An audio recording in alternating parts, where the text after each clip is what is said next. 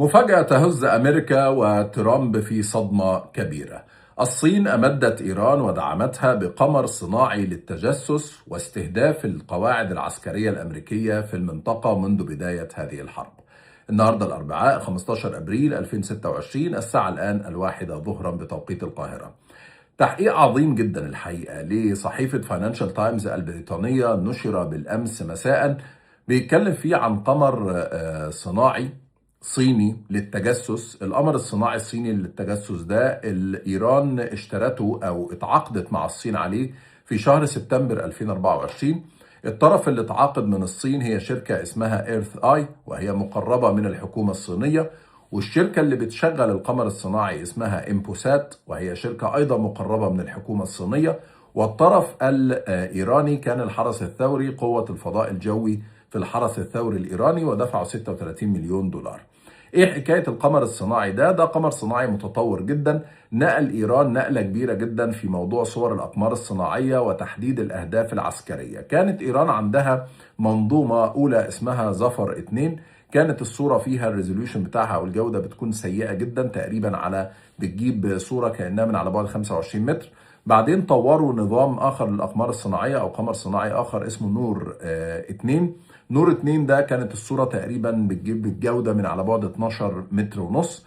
بعدين عملوا صورة أو قمر صناعي آخر بدأوا يستخدموه اسمه نور 3 أو نور 2 نور 3 نعم، وفقا للفاينانشال تايمز، والصورة كانت تقريبا بتجيب جودة من على بعد 5 متر. وأخيرا هذا القمر الصناعي الصيني بيجيب لهم صورة جودتها نص متر، فطبعا جودة عالية جدا. إيران استخدمتها في إيه؟ استخدمت القمر الصناعي ده في استهداف قواعد الأمير سلطان الجوية في السعودية، موفق السلطي في الأردن، قاعدة الأسطول الخامس في البحرين، قواعد عسكرية في الكويت، معسكر عرفجان، وقواعد أخرى، قواعد عسكرية في الإمارات، منشآت نفطية في الإمارات، محطات تحلية في الإمارات. بتقول الفاينانشال تايمز إنها حصلت على وثيقة لاستخدام هذا القمر الصناعي وصوره في استهداف القواعد العسكرية. بل الأكثر من ذلك، يوم ما ترامب اعترف ان في 5 طيارات للتذوب بالوقود اتضربوا في قاعده الامير سلطان الجويه في السعوديه، في اليوم ده ايران استخدمت هذه الصور من هذا القمر الصناعي الصيني عشان تستهدف القواعد الامريكيه. البيت الابيض لم يعلق على ده، لكن اشار الى بيان ترامب انه لو ثبت ان اي دوله بتمد ايران بالاسلحه فهو يفرض عليها تعريفات جمركيه بقيمه 50% على الفور. الشركه بتاعت امبوسات ما علقتش، شركه ايرث اي الصينيه ما علقتش، السي اي اي الامريكيه لم تعلق، الحكومه الصينيه ايضا لم تعلق. لكن الثابت عند وول ستريت، عند فاينانشال تايمز عفوا، ان هذه الصور تم استخدامها من قبل ايران عن طريق القمر الصناعي الصيني. على الموقع الرسمي للشركه الصينيه ايرث اي بيقولوا ان هم باعوا القمر الصناعي ده لاحد الدول المشاركه في مبادره الحزام والطريق. ايران شاركت في مبادره الحزام والطريق في 2021، القمر الصناعي ده اتباع في سبتمبر 2024. هتقول لي يعني ايه بيعوا قمر صناعي؟ مش فاهم ازاي يعني. تحقيق فاينانشال تايمز بيقول ان شركه ايرث اي دي بتعمل حاجة عجيبة جدا. هم بيطلقوا القمر الصناعي الصيني في المدار في الفضاء الجوي، وبعد كده بيعملوا حاجة اسمها تعاقد في المدار. يعني ايه؟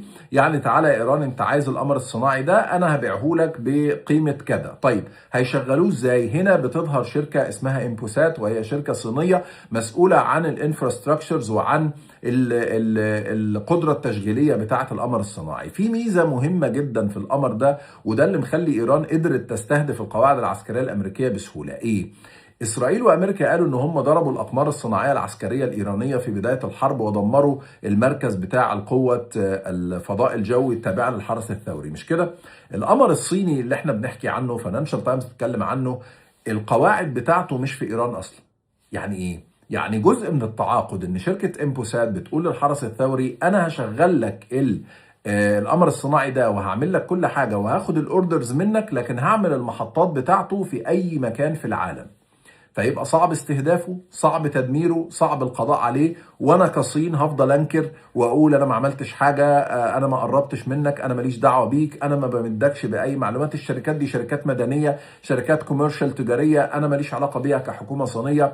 لكن فاينانشال تايمز بتقول ان ايران استطاعت من خلال الصين انها توجه ضربه موجعه للقواعد العسكريه الأمريكي. ليلة الحصار، أمريكا تمنع 8 ناقلات نفط من عبور مضيق هرمز ومستمرة في حصار الموانئ الإيرانية. ترامب لن يمدد مهلة الأسبوعين، ويعلن أو يهدد إيران ب 48 ساعة مذهلة. النهاردة الأربعاء 15 أبريل 2026، الساعة الآن 12 ظهرا بتوقيت القاهرة.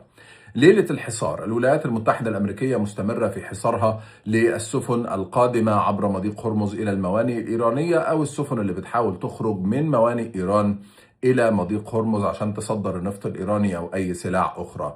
الأسطول الأمريكي اتكلم وفقا لتقرير وول ستريت جورنال امبارح عن تفاصيل إن هو بيوجه تحذيرات للسفن اللي داخلة أو اللي خارجة، وبيقول لهم ان هم يخضعوا للتفتيش. لو رفضوا التفتيش فهم بيطلعوا بيعملوا انزال جوي بالهليكوبترز او بيتحركوا بزوارق حربيه صغيره.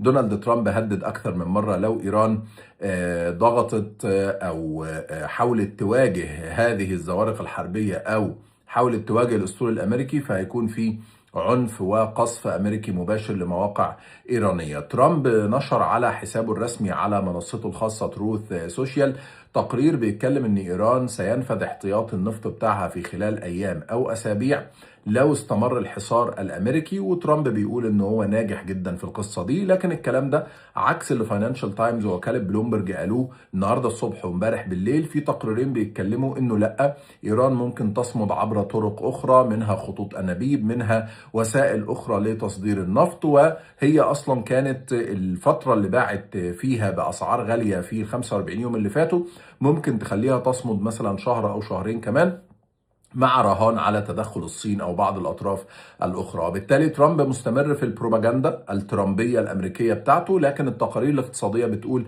انه الحصار ايوه موجع طبعا ومؤلم جدا لايران اقتصاديا، لكنها تستطيع ان تصمد لفتره من الزمن. دونالد ترامب طلع اتكلم امبارح في مجموعه من القنوات. النهارده الصبح بتوقيت امريكا، يعني اول ما هيصحى عنده مقابله في فوكس بيزنس مع مذيعه اسمها ماريا تقريبا، وعمل امبارح اعلان للمقابله دي بالتاكيد هيقول فيها كلام مهم جدا. لكن ترامب قال امبارح تصريحين مهمين جدا، قال انه مفيش تمديد للمهله، الاسبوعين دول خلاص لو خلصوا مفيش. ورئيس وزراء باكستان في جوله للسعوديه وقطر وبعض الدول الاخرى عشان يحاول ان هم يوصلوا مع بعض لاتفاق او يضغطوا على ترامب او يضغطوا على ايران ان هم يوصلوا لاتفاق قبل ما مهله الاسبوعين او هدنه الاسبوعين تنتهي. ترامب قال مفيش تمديد للهدنه، مش هنحتاج نعمل ده، لكنه في نفس الوقت قال ان انتوا هتشوفوا 48 ساعة مذهلة، وقال ان ايران هتشوف 48 ساعة مذهلة. محدش فاهم الذهول اللي هنشوفه ده. هل معنى كده ان في ضربة عسكرية؟ هل معنى كده ان في حصار اكبر؟ هل معنى كده ان في ضغوطات على مفاوضات؟ هل معنى كده ان في ضغط على الصين عشان تضغط على ايران؟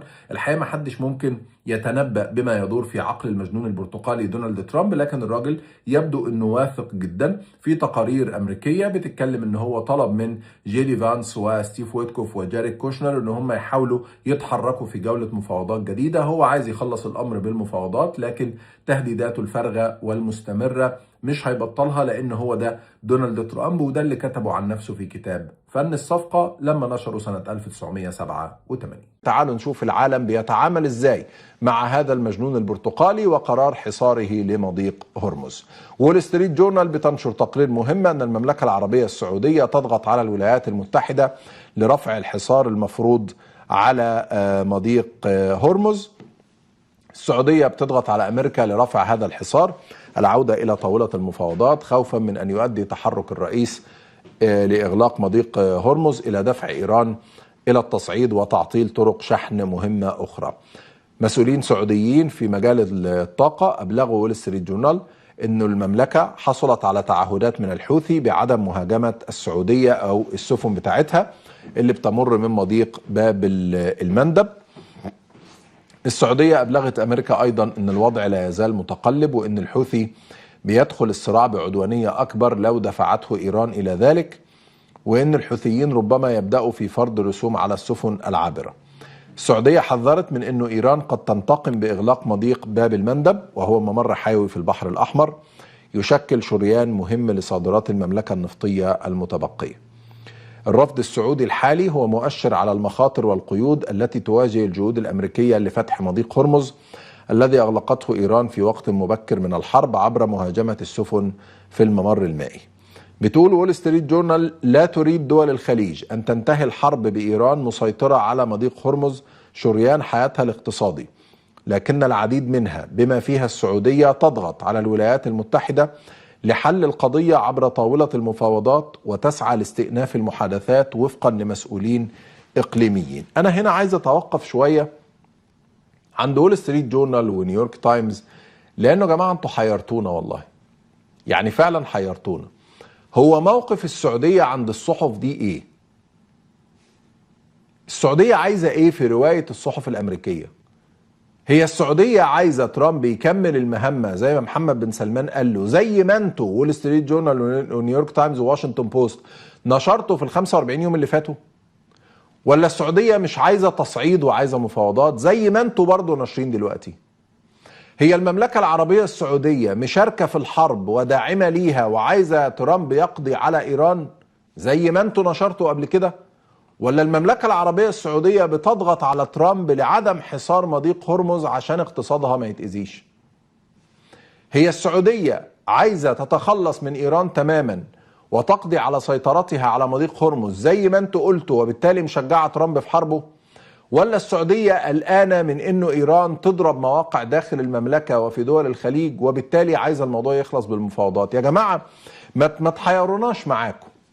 يعني انا بقول لك النهارده وول ستريت جورنال قالت كذا، بكره قالت كذا، اوكي، انما اللي كاتب التقرير الصحف الامريكيه نفسها اللي كل يوم والتاني تطلع مصدر وتقول ان احنا نقلنا عنه. جميل قوي لما انت نفس النيوز ديسك وانت نفس ديسك الاخبار اللي بيكتب المقالات وبيقرها، لما يجي لك صحفي ولا محرر يقول لك انا جبت مصادر بيقول ان السعوديه بتضغط، حلو، فانا صحفي معاك في نفس الصحيفه، جيت لك بكره قلت لك باشا انا جالي مصدرين بيقولوا ان السعوديه بتضغط عشان ترامب يكمل الحرب. طيب تعال انت بقى رئيس تحرير هذه الصحيفه الجميله وول ستريت جورنال، هتجيب المصدر ده ولا الصحفي ده والصحفي ده؟ روح يا ابني ارجع لمصادرك، قول له على روايه زميلك بالمصادر بتاعته، روح يا ابني ارجع لمصادرك قول له على روايه زميلك بالمصادر بتاعته. بعدين انت يبقى عندك كل الكلام بالروايات بالردود، تكتب قصة محترمة. انما في حاجة بتتعمل على دول الخليج، في حاجة بتتعمل على دول الخليج ما هيش مفهومة من اول يوم في الحرب ومن قبل الحرب. هم مصممين ان دول الخليج تدخل الحرب بأي طريقة، شوية بيشدوا، شوية بيرخوا، شوية بيعلوا السقف، شوية بينزلوا السقف، ما تفهمش الحقيقة الصحف دي عايزة ايه. لكن انا تابعت التعليقات على الخبر اللي وول ستريت جورنال نشرته على تويتر على منصة اكس، ووجدت عدد لا بأس به من المغردين السعوديين تقريبا بيقولوا نفس الكلام.